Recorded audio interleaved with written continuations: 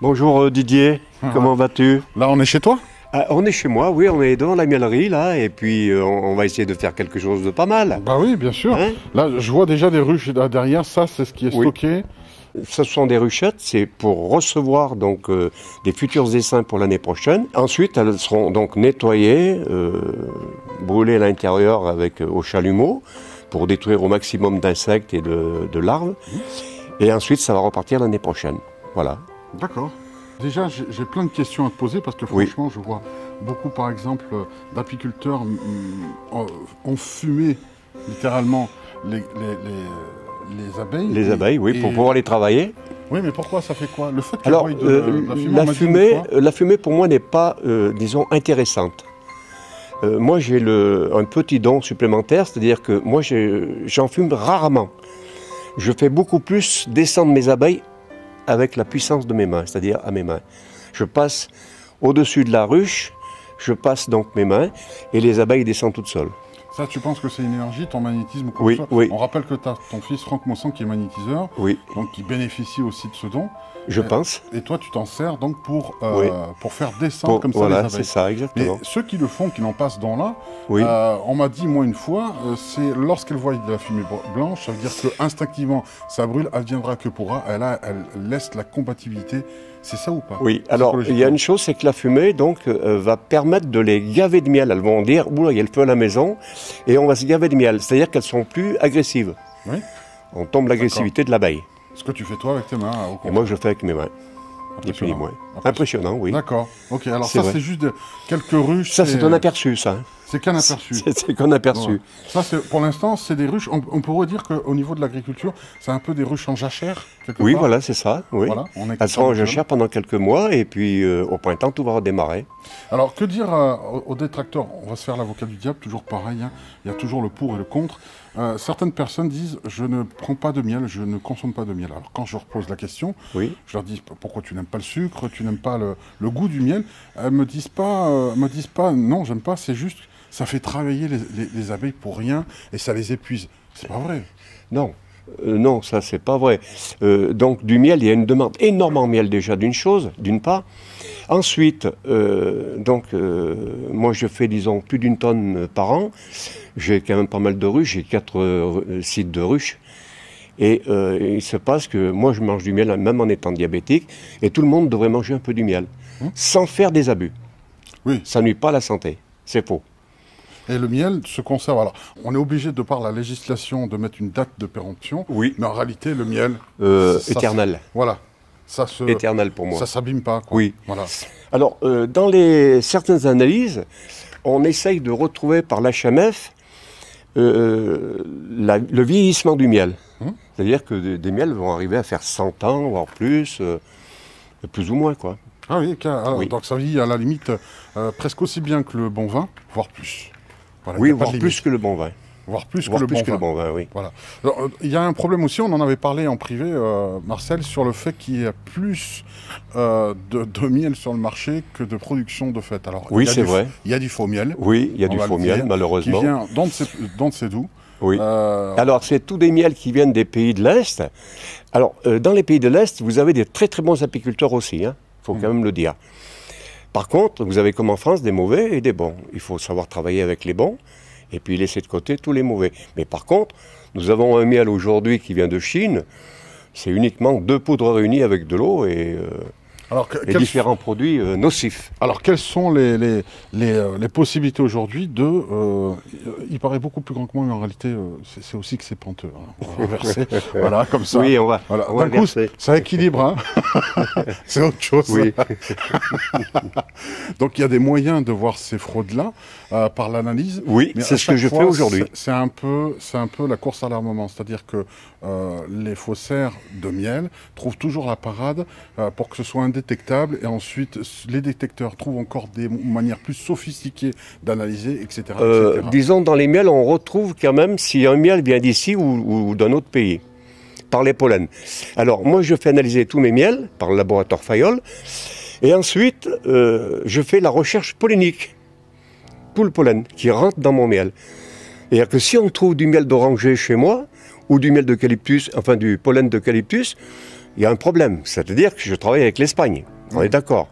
Si on trouve des plantes, disons, autres qui sont en France, en Roumanie, en Bulgarie ou autres, dans d'autres pays, l'analyse va me permettre de voir ce qui rentre chez moi, pas plus. Alors ça, c'est simple. Ça, c'est au niveau de ce que les abeilles elles-mêmes récoltent. Mais oui. Moi, si je prends les Jeux Olympiques, il y a 5 nations, 5 cercles différents, et pourtant, on fait tous partie de la race humaine.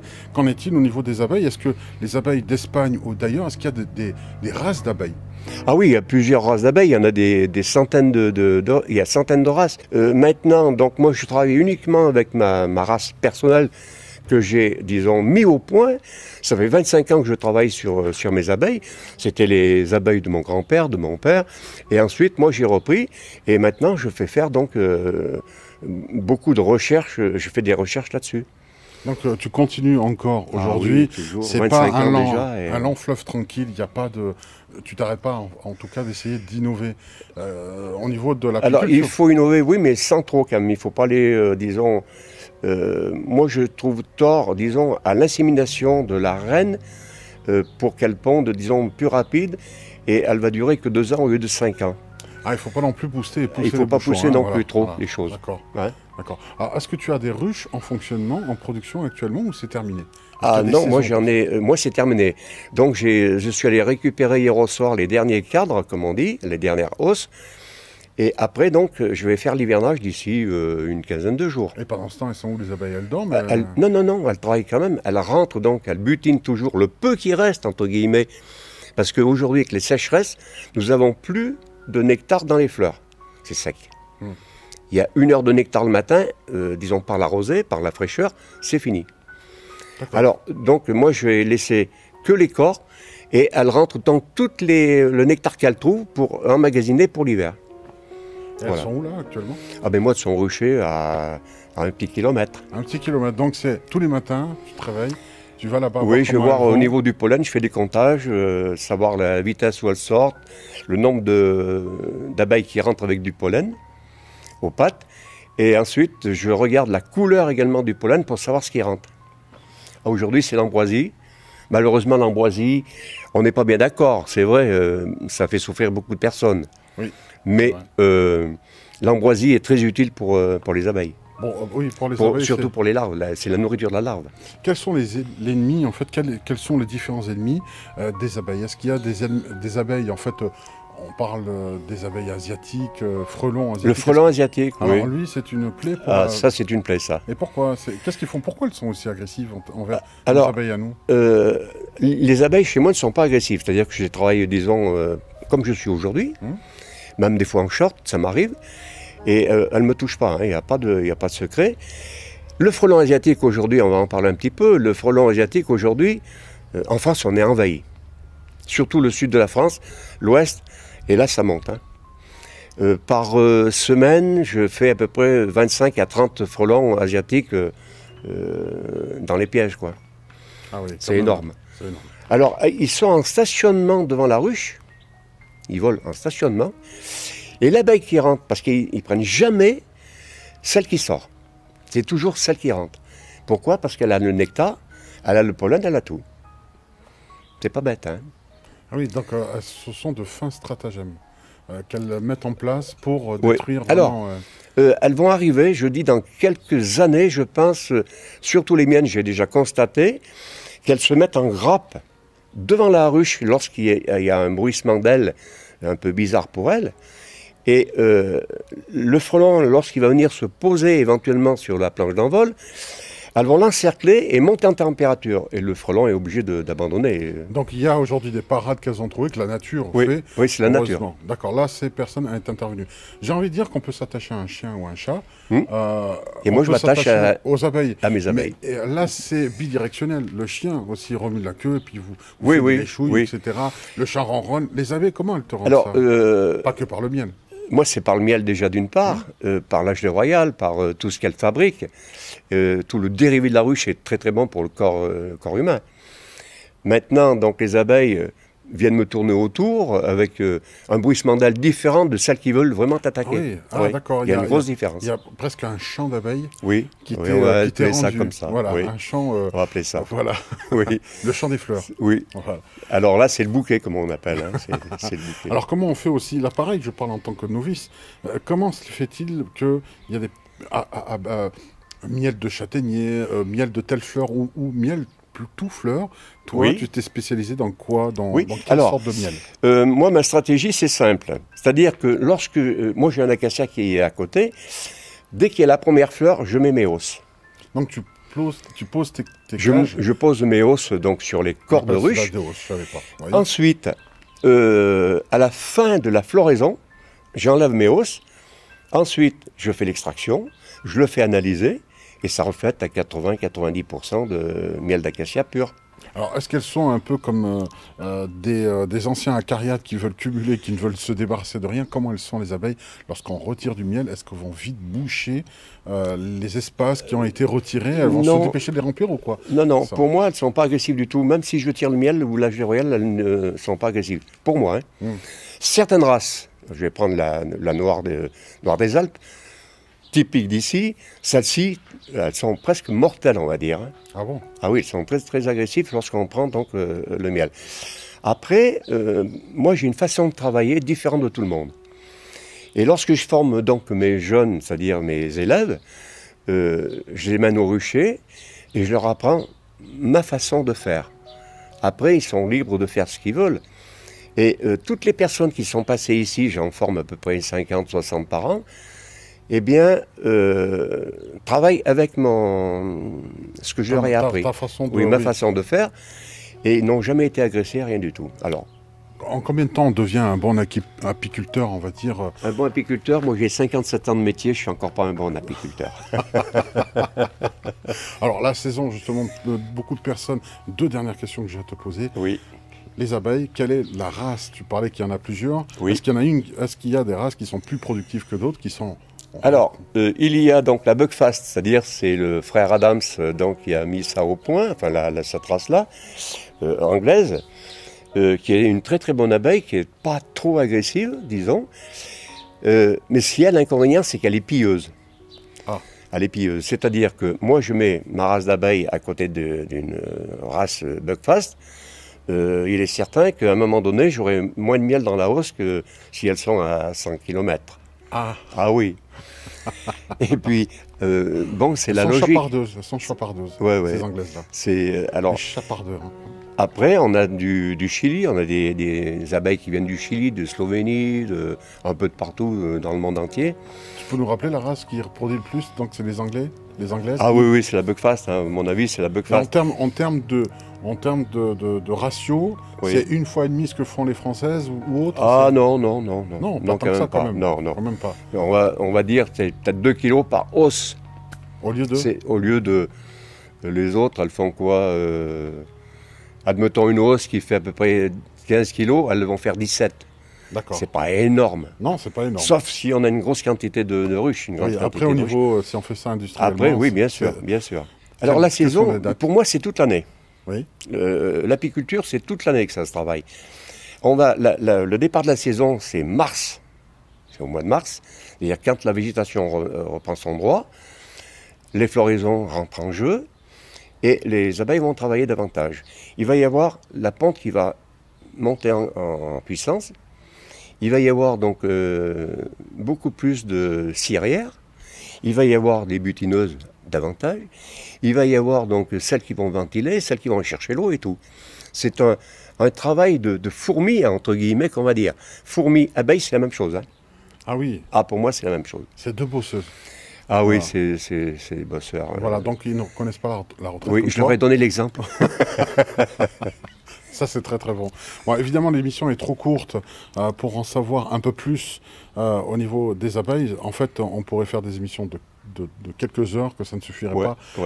C'est toute une science, hein, en tout cas. Est-ce qu'aujourd'hui, tu sens vraiment qu'il y a une perte de vitesse au niveau de la vocation de devenir apiculteur? Oui. Et si c'est le cas, pourquoi? Parce que ça rapporte pas assez? Parce que c'est pas reconnu? Non, mais c'est vite calculé. Pour moi, tant qu'on amènera donc du miel d'ailleurs, le petit apiculteur est apprécié par beaucoup de personnes, mais il n'y a pas beaucoup. C'est-à-dire que quand on trouve dans les grandes surfaces des miels à 7 € le kilo, ou je ne vais pas dire c'est de la merde, je suis le coffre de l'apiculture.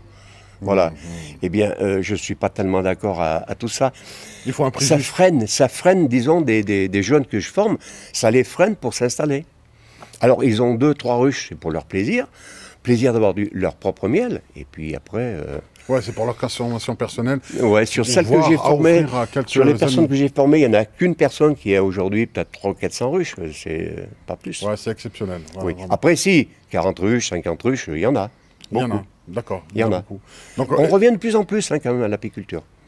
Ça, c'est cyclique pour toi aujourd'hui. Il y a peut-être un retour aux sources, au vrai miel. miel. Oui, exactement. Les gens ont quand même compris qu'il faut sauver l'abeille, déjà d'une.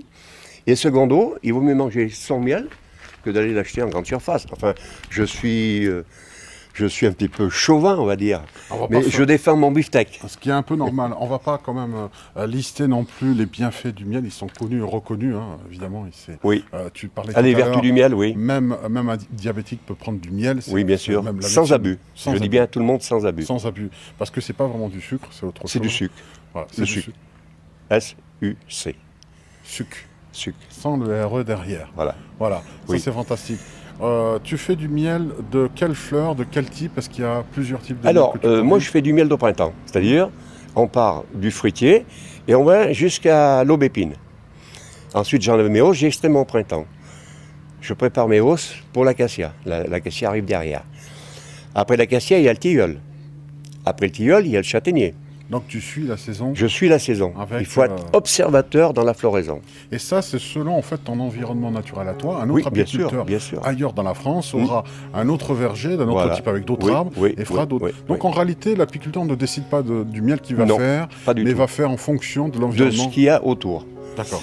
Après, disons, dans le sud de la Drôme, on avait beaucoup du miel de lavande.